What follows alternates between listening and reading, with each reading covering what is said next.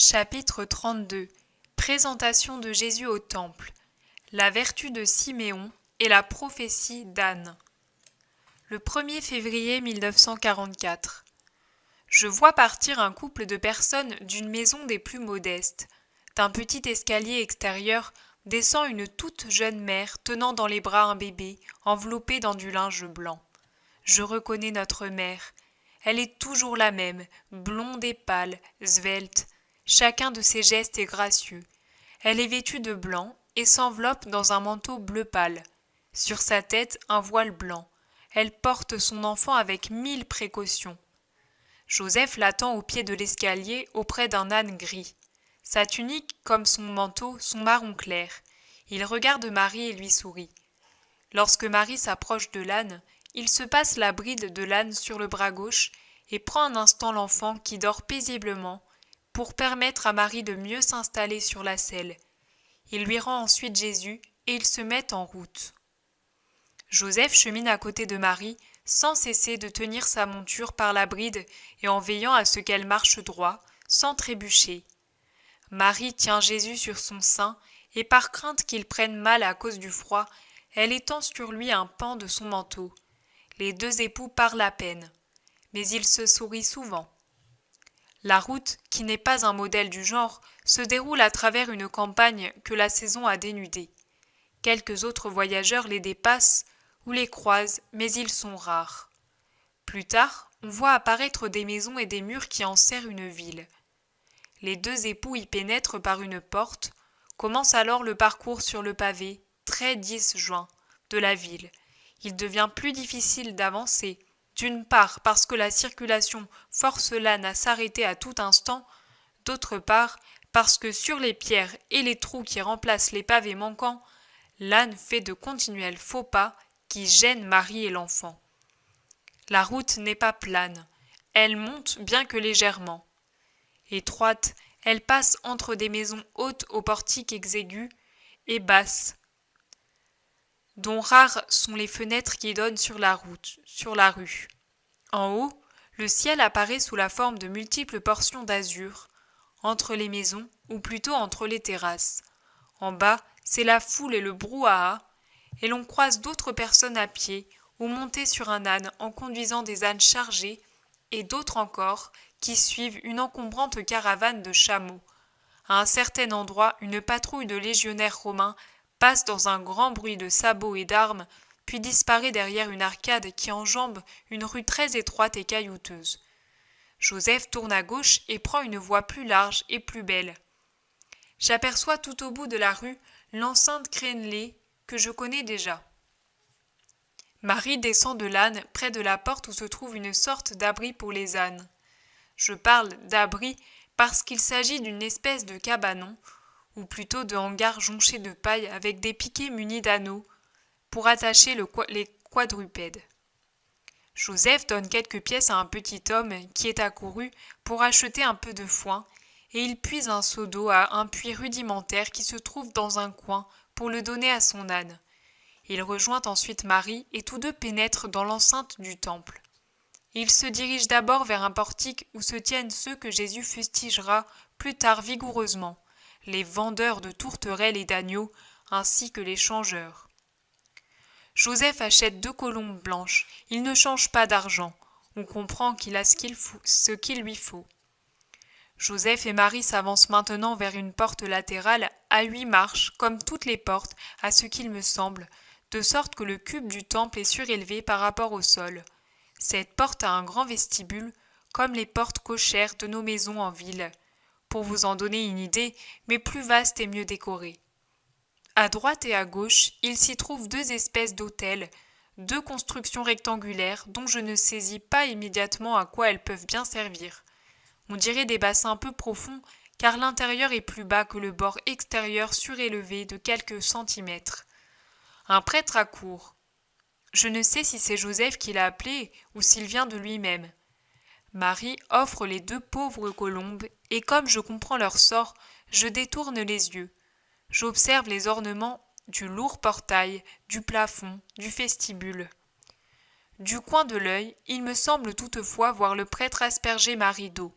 Ce doit être de l'eau car je ne vois aucune tache sur son vêtement. » Ensuite, Marie, qui avait donné au prêtre une poignée de pièces avec les colombes, j'avais oublié de le dire, pénètre avec Joseph dans le temple proprement dit, en compagnie du prêtre. Je regarde de tous côtés. C'est un endroit très orné. Sculptures à tête d'ange, palmes et ornements courent le long des colonnes, sur les murs et au plafond. La lumière entre par des fenêtres curieuses, longues et étroites, sans vitres naturellement, disposées en diagonale sur les murs. Je suppose que c'est pour empêcher les averses d'entrer. Marie avance jusqu'à un certain point, puis s'arrête. À quelques mètres d'elle, il y a d'autres marches et au-dessus une autre sorte d'autel au-delà duquel se trouve un autre édifice. Je me rends compte que je croyais être dans le temple alors que je me trouve dans des bâtiments qui entourent le temple proprement dit, c'est-à-dire le saint, au-delà duquel il semble que personne ne puisse entrer hormis les prêtres. Ce que je croyais être le temple n'est donc qu'un vestibule clos qui sur 3 côtés entoure le temple qui renferme le tabernacle.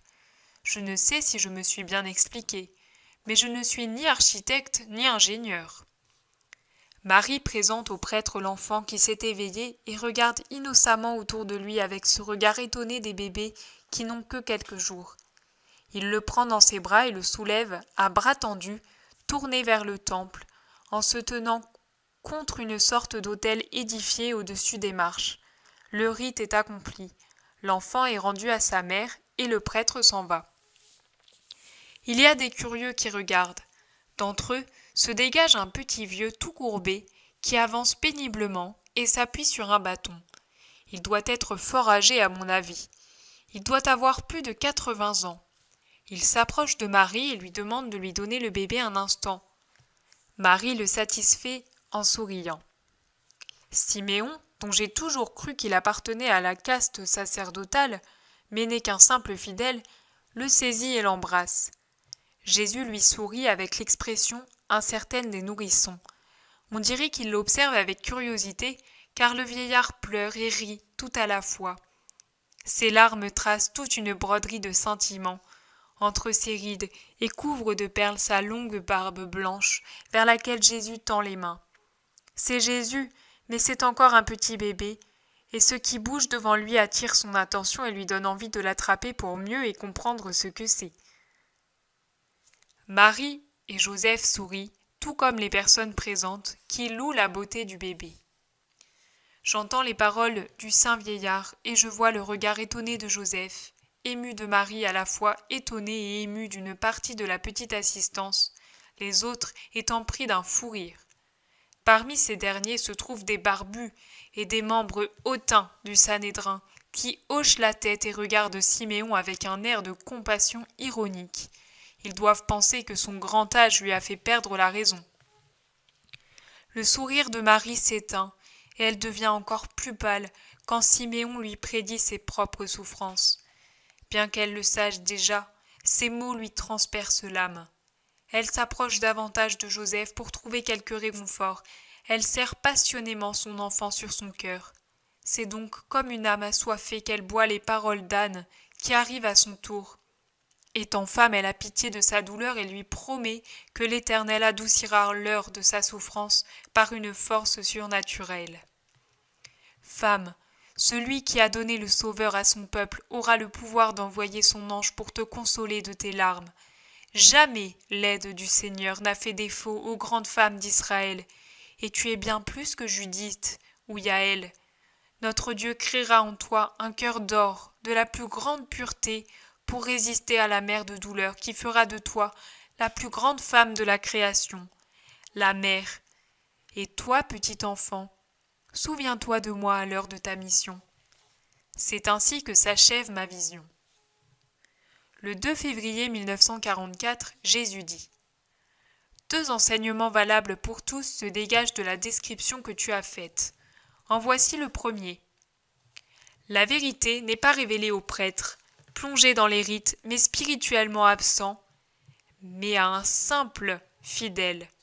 Le prêtre qui est constamment en contact avec la divinité, appliqué à tout ce qui a trait à Dieu, consacré à tout ce qui est au-dessus de la chair, aurait dû comprendre immédiatement qui était l'enfant qu'on venait offrir au temple ce matin-là. Mais pour cela, il lui aurait fallu avoir une vie spirituelle vivante et pas simplement le vêtement qui recouvre une âme, si ce n'est morte du moins très assoupie. S'il le veut, l'Esprit de Dieu peut tonner et secouer comme la foudre ou un tremblement de terre l'esprit le plus obtus. Il le peut, mais puisqu'il est l'esprit d'ordre, tout comme Dieu est ordre, en toutes ses personnes et sa manière d'agir, il se répand et parle généralement. Je ne dis pas là où il rencontre un mérite suffisant pour recevoir son effusion, car alors ceux qui la recevraient seraient bien rares et toi-même ne connaîtrais pas ses lumières, mais là où il trouve la bonne volonté de recevoir cette effusion. Comment s'exerce cette bonne volonté ? Par une vie où, dans la mesure du possible, Dieu prend toute la place, dans la foi, l'obéissance, la pureté, la charité, la générosité, la prière. Non pas par les pratiques extérieures, mais par la prière. Il y a moins de différence entre le jour et la nuit qu'entre les pratiques et la prière.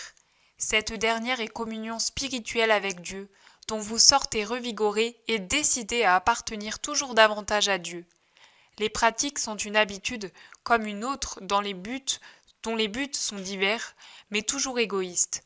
Elles vous laissent tels que vous êtes, ou même vous surchargent d'un péché de mensonge et de paresse.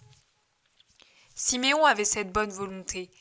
La vie ne lui avait épargné ni les angoisses, ni les épreuves, mais il n'avait pas perdu sa bonne volonté. Les années et les vicissitudes n'avaient pas entamé ni ébranlé cette disposition à être toujours plus digne de Dieu.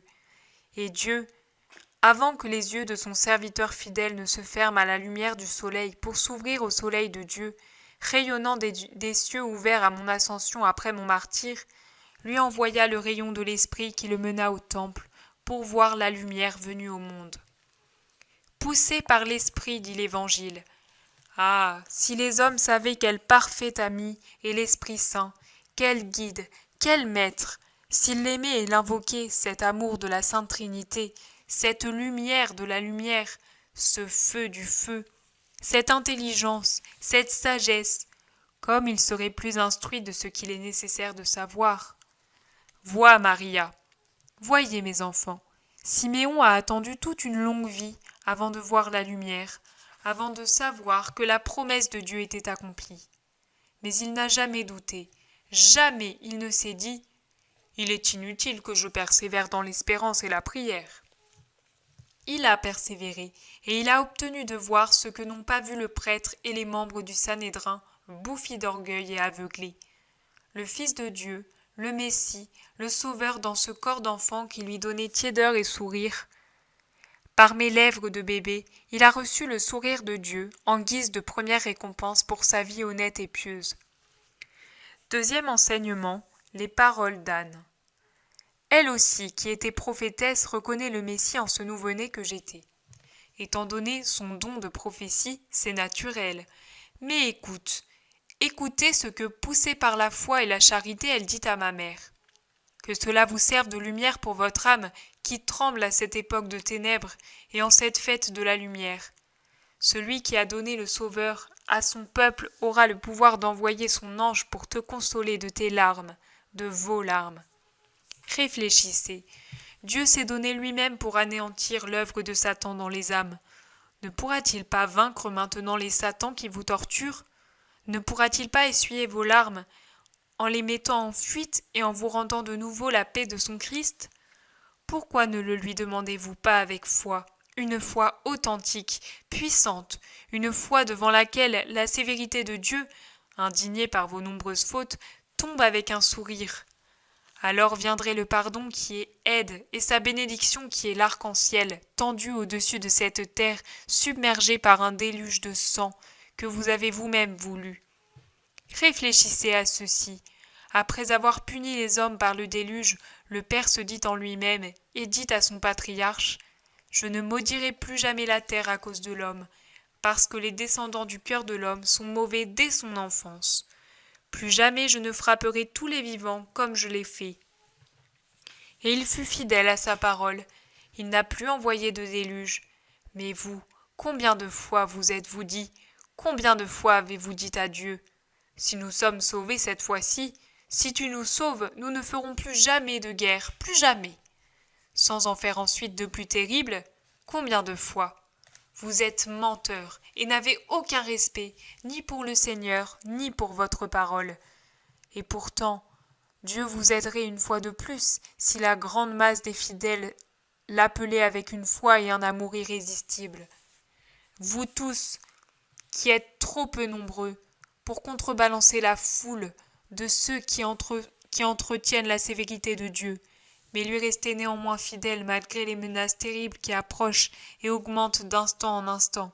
Déposez votre angoisse aux pieds de Dieu. Il saura vous envoyer son ange comme il a envoyé le Sauveur au monde. N'ayez pas peur, restez unis à la croix. Elle a toujours triomphé des pièges du démon, qui utilise la férocité des hommes et les tristesses de la vie pour tenter de pousser au désespoir, c'est-à-dire à la séparation d'avec Dieu, les cœurs qu'il ne peut se gagner autrement.